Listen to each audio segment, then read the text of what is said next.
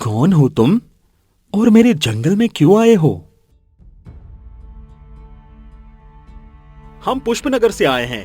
हमारा गांव सूखे से तबाह हो चुका है। हम सूर्यमणि को लेने। इतनी हिम्मत तुम इंसानों में! क्या तुम्हें लगता है कि मेरी शक्ति को छीन सकोगे?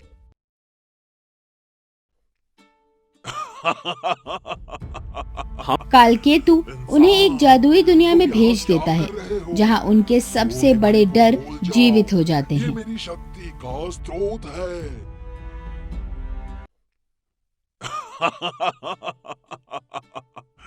इंसान, तुम मेरे परिवार को नहीं मार सकते। दूर हटो उनसे। उन्हें कुछ मत करना। ये आग बुझा दो।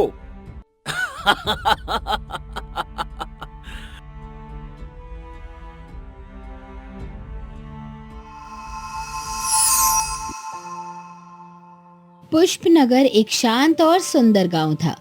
वहां के लोग मेहनतकश, ईमानदार और प्रकृति से जुड़ाव रखने वाले थे। लेकिन पिछले 2 वर्षों से गांव पर एक भयंकर संकट छाया हुआ था। नदियां सूख चुकी थी, खेत बंजर हो गए थे और आसमान से बारिश ने जैसे मुंह मोड़ लिया था। लोग भूख और प्यास से त्रस्त थे। हे भगवान, ये क्या हो गया? मेरे बच्चों को जल्दी से कोई वेद जी को बुला कर लाओ। क्या हुआ भाग्यवान हमारे बच्चों को? आप जल्दी से जाइए और वेद जी को बुला कर लाइए। हमारे बच्चे अपनी आंखें नहीं खोल रहे हैं।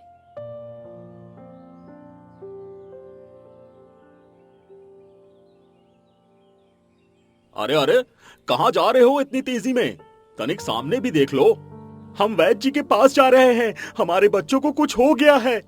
क्या हुआ बच्चों को? तुम घर वापस जाओ, मैं वैद्य जी के पास जाता हूँ। वेद जी, देखिए ना, मेरे बच्चे अपनी आंखें नहीं खोल रहे हैं। मैं कब से इन्हें जगा रही हूँ। बच्चे काफी दिनों से भूखे हैं, जिसके कारण ये बेहोश हो गए हैं। मैं इन्हें एक अर्क पिला देता हूँ, उससे ये तुरंत होश में आ जाएंगे।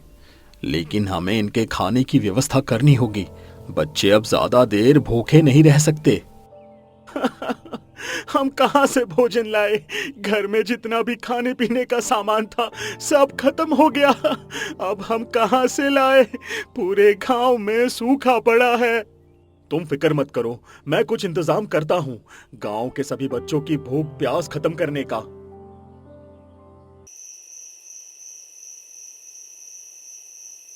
हे ऊपर वाले, ये हमें कैसे दिन दिखा रहा है? गांव का हर व्यक्ति भूख और प्यास के कारण परेशान है और अब तो बच्चों की जान पर बनाई है। कोई तो रास्ता दिखा इस परेशानी से बाहर आने का। सभी लोग यहाँ आओ, हम सभी के लिए कुछ लाए हैं। जल्दी जल्दी आओ। लगता है सरपंच जी भोजन की व्यवस्था कर लाए। आप जल्दी जाइए और हमारे बच्चों के लिए कुछ लेकर आइए। क्या हुआ सरपंच जी, हमें यहाँ क्यों बुलाया? मैं गांव के सभी लोगों के लिए भोजन का कुछ सामान लेके आया हूँ और मुझे आप सभी लोगों से कुछ जरूरी विषय पर बात भी करनी है। बोलिए सरपंच जी, क्या बात करना चाहते हैं आप? आप सभी जानते हैं इस साल कैसी मुसीबत आन पड़ी है कि हम बच्चों के लिए एक समय का भोजन की भी व्यवस्था नहीं कर पा रहे हैं और ना हम लोगों के पास इतना पर्याप्त धन है कि हम किसी और गांव से सामान खरीद पाए। यही तो सबसे बड़ी चिंता की बात है सरपंच जी। ऐसे ही चलता रहा तो बच्चों के साथ साथ गांव का हर व्यक्ति भी बीमारी से त्रस्त होने लगेगा। इसलिए हम चाहते हैं कि जिस भी महिला या जिस भी व्यक्ति का दूर किसी गांव में रहने की व्यवस्था हो सकती है, वो सभी अपने रहने की व्यवस्था वहां कर ले, ताकि हम कम से कम कुछ व्यक्तियों की जान तो बचा पाए। जी सरपंच जी, आप बिल्कुल सही बोल रहे हैं। हम आज ही हमारे दोनों बच्चों और उनकी माँ को उनकी नानी के घर भेज देते हैं। क्या किया जाए इस समस्या से बाहर आने के लिए? अब तो बच्चे भूख और प्यास के कारण बीमार होने लगे हैं। कुछ लोगों को तो समझाकर दूसरे गांव भेज दिया है, लेकिन बाकी जो लोग रह गए हैं उनका क्या किया जाए? गांव के बचे हुए लोग चौपाल पर रोज इकट्ठा होते थे और एक दूसरे से अपनी समस्याएं साझा करते। सबकी उदासी देख सरपंच उन्हें पुरानी कुछ कहानियां सुनाने लगा। क्या तुम्हें याद है मोहन और बिरजू? इसी चौपाल पर बुजुर्गों ने एक बार एक प्राचीन कथा सुनाई थी। कौन सी कथा सरपंच जी? हमें तो याद नहीं। क्यों बिरजू, तुम्हें तो याद होगी ना? नहीं सरपंच जी, हमें भी कुछ याद नहीं। तुम सभी की उम्र हो गई है, तभी तो तुम्हारी याददाश्त भी कमजोर हो गई है। चलो कोई नहीं, मैं तो अभी जवान हूं ना, मैं ही तुम्हें याद दिलाता हूं। क्या करे सरपंच जी, गांव के हालात देखकर हमें कुछ भी समझ या याद नहीं आ रहा। आप ही बता दीजिए। जंगल के भीतर छुपा सूर्यमणि नामक पत्थर की कथा। सूर्यमणि नामक पत्थर? ये कौन सा पत्थर होता है? हाँ, जंगल के भीतर छिपा सूर्यमणि नामक पत्थर की कथा, जो गांव की सारी समस्याएं हल कर सकता है। लेकिन उस पत्थर तक पहुंचना किसी असंभव कार्य से कम नहीं था। उस पत्थर तक पहुंचने के लिए बहुत संघर्ष करना पड़ता है। काश ऐसा पत्थर सच में होता तो हम सभी संघर्ष कर उस पत्थर को ले आते, ताकि हमारे गांव पर आया ये संकट हमेशा के लिए खत्म हो जाता। ये सच ही है, वो पत्थर किसी ऐसी दुनिया में है जहां पहुंच पाना बहुत ही मुश्किल है।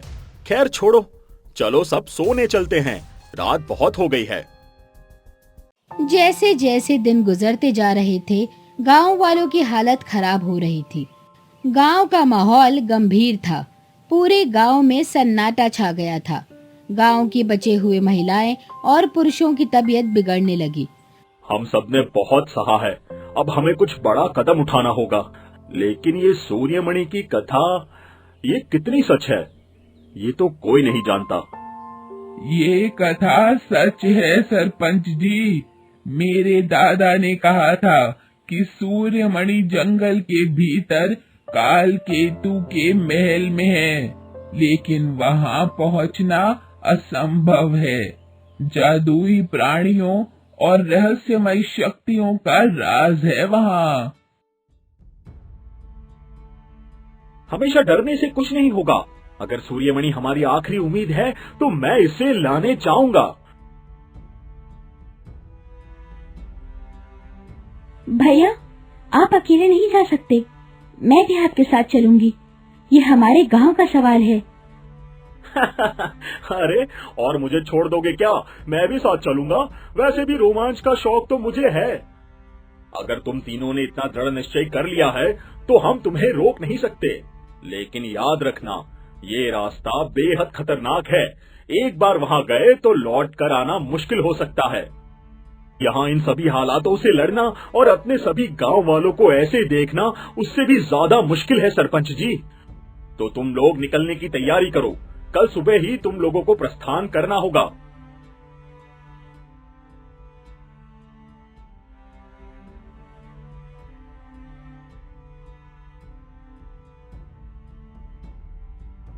अगली सुबह अरुण, कुसुम और ध्रुव गांव के लोगों से विदा लेकर जंगल की ओर चल पड़ते हैं। सभी की आंखों में आशा और चिंता का मिश्रण है।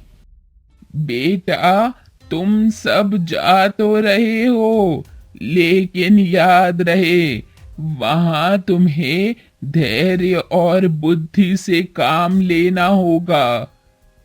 केवल यही दो चीजें तुम्हें सही सलामत वहां से वापस ला सकती हैं। जी दादी माँ, हम आपकी बातों को याद रखकर ही आगे बढ़ेंगे।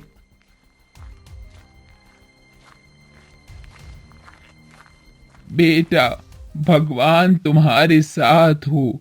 सूर्यमणि को लेकर गांव की हालत सुधारो।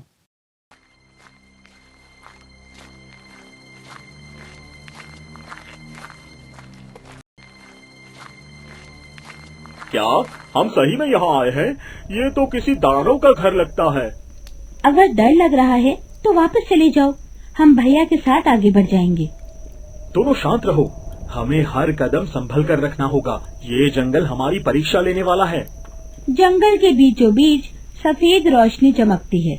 वहाँ एक सुंदर जादुई हिरण खड़ा होता है। उसकी आंखें नीली मोतियों जैसी चमकती हैं। कौन हो तुम और मेरे जंगल में क्यों आए हो? हम पुष्पनगर से आए हैं। हमारा गांव सूखे से तबाह हो चुका है। हम सूर्यमणि को लेने आए हैं। सूर्यमणि तक पहुंचने का रास्ता आसान नहीं है। ये जंगल तुम्हारी परीक्षा लेगा। अगर तुम्हारे इरादे सच्चे हैं तो मैं तुम्हारी मदद करूंगा, लेकिन ध्यान रखना, एक भी गलत कदम तुम्हें तबाह कर सकता है। हम एक एक कदम संभाल कर रखेंगे। आखिर हमारे गांव का सवाल है। आप बताइए हमें क्या करना होगा? तुम लोग मेरे साथ चलो।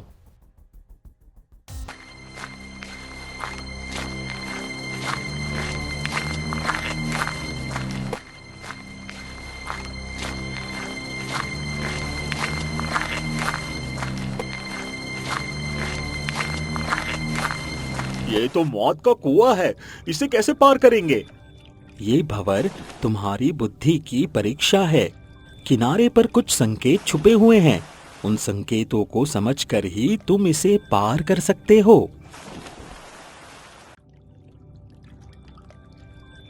भैया, ये पहेली है। संकेत कहता है जो सच्चा है वही रास्ता पार करेगा। सच्चाई पर भरोसा करना होगा। ध्रुव, मेरे पीछे आओ।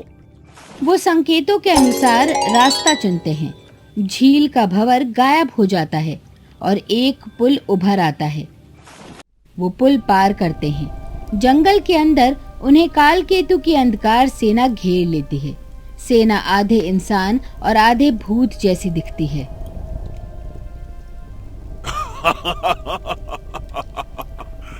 इंसान, तुम यहाँ क्या कर रहे हो?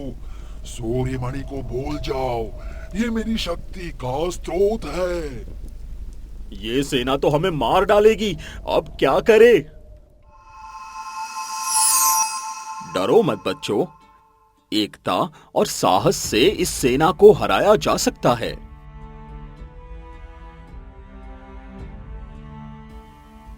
अंधकार सेना के हारने के बाद संत विद्याधर अरुण, कुसुम और ध्रुव को आशीर्वाद देते हैं। चंद्रा, जादुई हिरण, उन्हें कालकेतु के महल की दिशा दिखाता है। बच्चों, याद रखना, कालकेतु बहुत शक्तिशाली है। सूर्यमणि को प्राप्त करने के लिए तुम्हें अपनी सबसे बड़ी कमजोरी से लड़ना होगा, लेकिन एकता और धैर्य तुम्हें जीत दिला सकते हैं। हम आपकी बात समझ गए गुरुदेव। हम गांव को बचाने के लिए कोई भी कुर्बानी देने को तैयार हैं। अब तुम्हें महल तक ले जाने का रास्ता दिखाऊंगा, लेकिन उसके भीतर जाना तुम्हारी जिम्मेदारी होगी। चंद्रा के साथ वो जंगल के और भी गहरे हिस्से में पहुंचते हैं। पेड़ अब और भी ऊंचे और डरावने हो गए हैं। हर तरफ अजीब सी गूंजती हुई आवाजें हैं। अचानक हवा में कालकेतु की गूंजती हुई आवाज सुनाई देती है। मूर्ख इंसानों, ये जंगल तुम्हारे लिए नहीं है। सूर्यमणि तक पहुंचने की हिम्मत मत करना। लौट जाओ, वरना तुम्हें पछताना पड़ेगा। हम डरने वाले नहीं हैं। तुम्हारी धमकियां हमें रोक नहीं सकती। मूर्ख लड़की, क्या तुम्हें दिखाई नहीं देता? यहाँ की हर वस्तु तुम्हारे आकार से बड़ी है और तुम्हारा कद बहुत छोटा हो गया है। इतना आसान नहीं है मेरी सेना को परास्त करना। भैया, हमारा आकार तो सच में छोटा हो गया। अब हम आगे कैसे बढ़ेंगे? कैसे इस दुनिया से बाहर निकलेंगे? तुम डरो मत कुसुम, हमारा आकार इतना भी छोटा नहीं हुआ है कि हम किसी को हरा भी ना पाए। बस ध्यान रहे, हम जब तक एक साथ रहेंगे लड़ना आसान होगा, परंतु जैसे ही अलग हुए वैसे ही हम हार जाएंगे। तुम फिक्र मत करो, हम सब एक साथ ही आए हैं और एक साथ ही यहाँ से जाएंगे। अब चलो आगे बढ़ते हैं। हमें यहाँ से निकलकर जल्द से जल्द पत्थर लेके गांव पहुँचना होगा। तुम यहाँ से ये पत्थर कभी नहीं ले जा पाओगे। आखिरकार वो कालकेतु के महल के सामने पहुंचते हैं। महल का मुख्य द्वार बड़ा और चमचमाते पत्थरों से सजा हुआ है, लेकिन उस पर एक अजीब सा जादुई ताला है। ताले के पास एक पट्टिका पर लिखी पहेली दिखाई देती है। सूरज की पहली किरण से झूठ का अंत होता है। जो सच्चा है वही जीवन का रास्ता पाता है। अब ये क्या मतलब हुआ? क्या हमें सूरज का इंतजार करना होगा? नहीं, ये पहेली हमें हमारे भीतर झांकने के लिए कह रही है। शायद हमें सच बोलकर इस ताले को खोलना होगा। लेकिन हमें क्या सच बोलना होगा? हमने इनसे क्या झूठ बोला? ये हमें अपने डर बताने की ओर संकेत कर रहा है। हमारे जीवन में सबसे बड़ा डर क्या है, हमें वो स्वीकार करना होगा। सभी ताले के सामने खड़े होकर अपने डर और सच स्वीकार करते हैं। मुझे अपनी माँ को खोने की तकलीफ है। मेरी माँ मुझे बचपन में ही छोड़कर चली गई थी। मैं अपनी लापरवाही को स्वीकार करता हूँ। मैंने अपने जीवन में बहुत सी लापरवाही की है, जिसके कारण मेरे परिवार को बहुत सी मुसीबतों का सामना करना पड़ा है। मुझे अपनी असफलता का डर है। मैं सभी गांव वालों से वादा करके आया हूँ कि मैं जादुई पत्थर जरूर लेके जाऊंगा। यदि मैं उसे पूरा ना कर पाया तो सभी गांव वालों का भरोसा टूट जाएगा और सब मौत के और भी करीब पहुंच जाएंगे।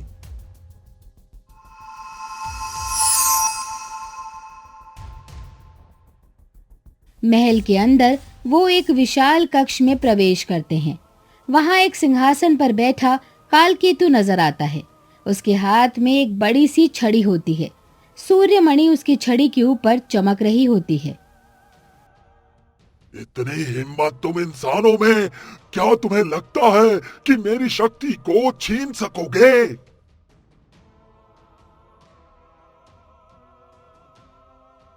हम तुम्हारी शक्ति छीनने नहीं आए हैं, बल्कि हमारे गांव को बचाने के लिए सूर्यमणि चाहते हैं।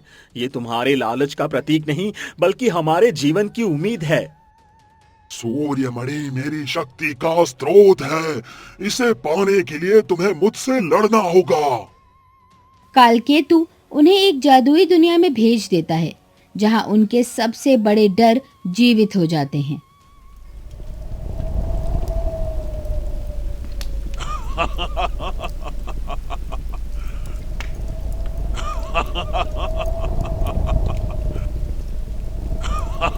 तुम मेरे परिवार को नहीं मार सकते। दूर हटो उनसे। उन्हें कुछ मत करना। ये आग बुझा दो।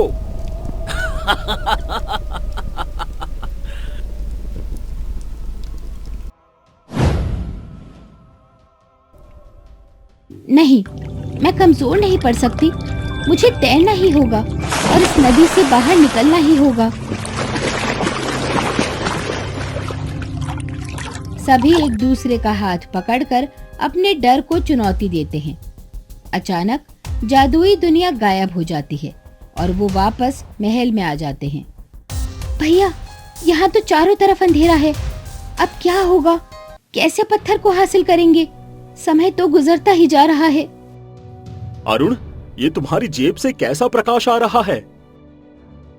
ये अंधकार सच्चाई और साहस की रोशनी से हार जाएगा।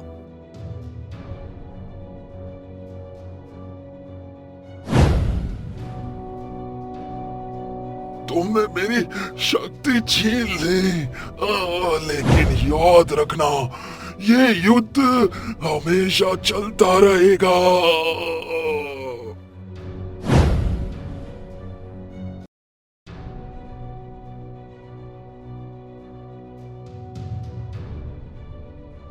तीनों सूर्यमणि को लेकर गांव लौटते हैं।